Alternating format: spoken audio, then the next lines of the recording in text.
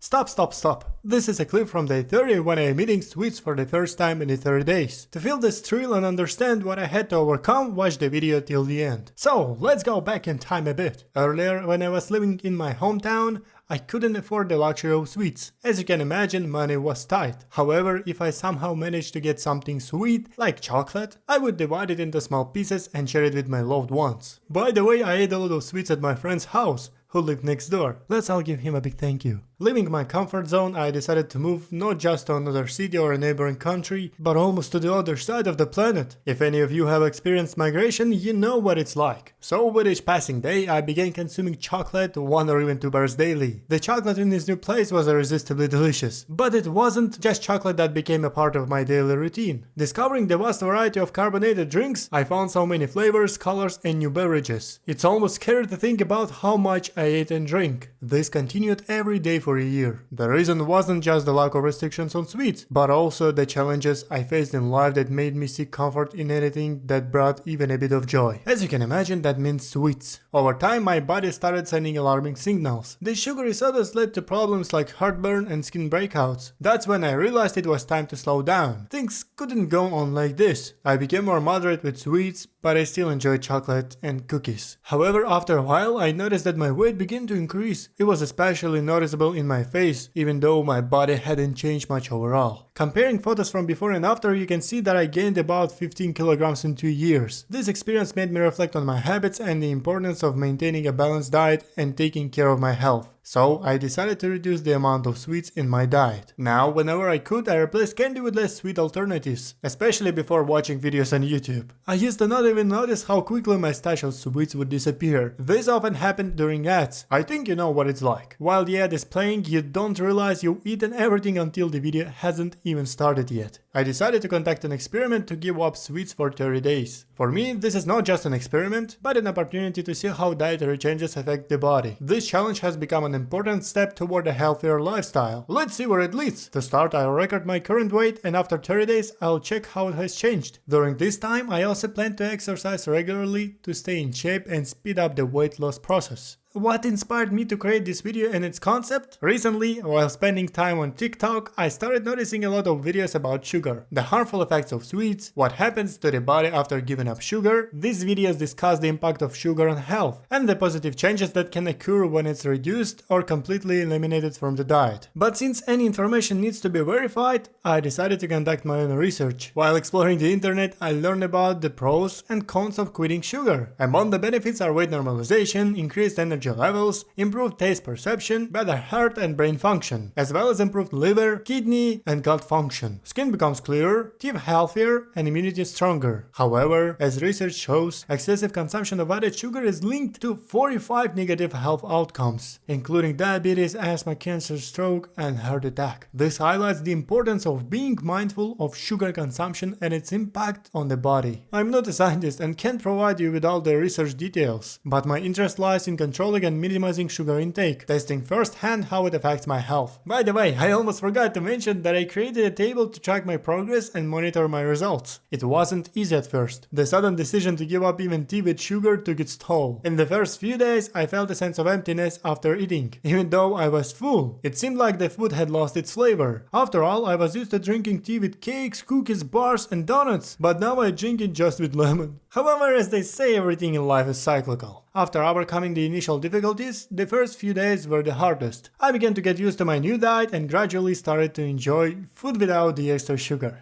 Have you ever wondered why food tastes so good? It's all about sugar. Sugar enhances the sweetness and makes food more appealing. This doesn't just apply to sweets, but also to processed foods. Adding sugar can create feelings of satisfaction and happiness, sometimes leading to addiction. Manufacturers aim to create products that are enjoyable to eat and easily become part of our daily diet. However, it's important to be aware of your habits and control sugar consumption. According to the World Health Organization's recommendations, a healthy person should not consume more than 50 grams of sugar per day. day, which is roughly equivalent to 10 teaspoons. Nutritionists even suggest limiting intake to 25 to 30 grams per day. But statistics shows that in the United States, the average sugar consumption is about 160 grams per day. This highlights how widespread the problem of excessive sugar consumption is in modern society. As I mentioned before, I regularly engage in physical activity. I wouldn't say that I overwork myself, but my workouts are quite varied. Sometimes I do bodyweight exercises at home, and other times I head to the court to play basketball. That really takes it out of me because I have to keep moving constantly. The situation is similar with football. Intense training provides an excellent workout. I enjoy alternating these activities because it helps maintain interest and motivation. Plus, physical activity not only helps combating excessive weight but also boosts mood and improves overall well-being. Although I was mentally prepared for this challenge, my body apparently wasn't, and for the first few days, I felt down, weak and unmotivated. Fortunately, after pushing through that period, everything got better. I decided to carry out this experiment without using sugar substitutes. I focused on a few key points that made this the best decision for me. Avoiding artificial sweeteners allowed me to conduct the experiment as naturally as possible. This gave me the chance to honestly assess how my body reacts to the absence of sweets without any additives. Besides, I simply don't like sodas labeled as zero. Second, I chose to focus on natural sources of sweetness, such as fruits. Fruits not only provide a natural taste, but also contain many beneficial nutrients that are important for health. Replacing sweets with fruits probably surprised my parents since I hardly ever ate them before, only occasionally. During the experiment, I mainly ate apples, bananas, and mandarins, though I did try other fruits from time to time. Honestly, I found fruits to be quite enjoyable, something I hadn't noticed before. I also occasionally ate nuts and dried fruits. Sometimes I lose my mood, and in those moments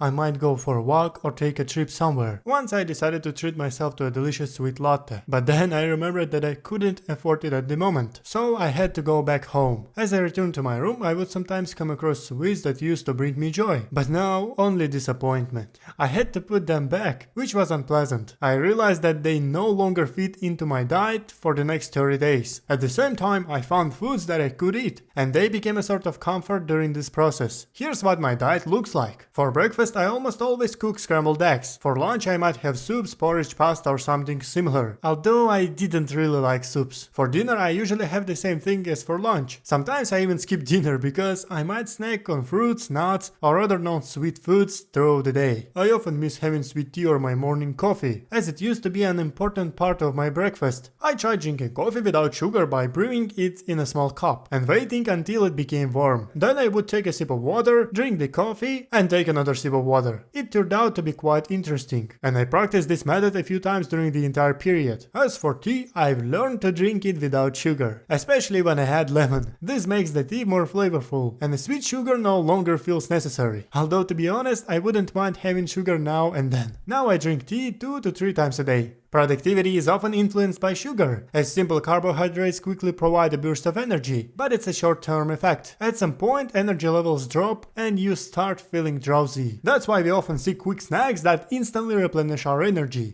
It's a kind of trick on our bodies. The tank seems full, but not with the right fuel that's really needed. While I'm not claiming that my increased productivity is directly linked to cutting down on sugar, I've noticed that I've become more efficient. Now I can write a script in 1 or 2 days, whereas before it would take me several days to finish. Additionally, I've started exercising. Perhaps the combination of all these changes has contributed to my improved productivity. The days went by, one after another, and I still occasionally craved something sweet. I can't say that the craving was as strong as it was in the first days, but it was still there. As I already mentioned, sugar is found in various products, even in small amounts, such as ketchup, bread, and many others. To understand this, you just need to carefully study the ingredients on the packaging. I almost completely avoided store-bought food and preferred homemade meals. Nevertheless, I understood that sugar could accidentally find its way into my diet. I don't want to appear perfect and claimed that I completely eliminated sugar from my food. My focus was on excluding anything that makes dishes sweet. This doesn't mean you can just sprinkle salt on something sweet and make it unsweetened, although maybe that actually works. When I got on the scale, I was very surprised, as I thought that the weight will decrease, but unfortunately excluding only sugar from the diet, it has no effect on weight, so you need to keep a full diet. I might be able to completely give up sugar, but I still need to find pleasure in something. I enjoy likes, comments, followers, and sweets. But what if none of that is there? Well, to be honest, I don't just get pleasure from those things. I just wanted you to like and subscribe. When I become popular, you'll be able to say that you were among the first. I'm definitely not planning to go back to overindulging in sweets. Sometimes you need to treat yourself, and a reasonable amount of sweets is perfectly fine. And now, the long-awaited moment has arrived. After 30 days, I'm finally trying something sweet again. Chocolate is really delicious, but tea with sugar feels a bit strange, almost like it tastes better without it.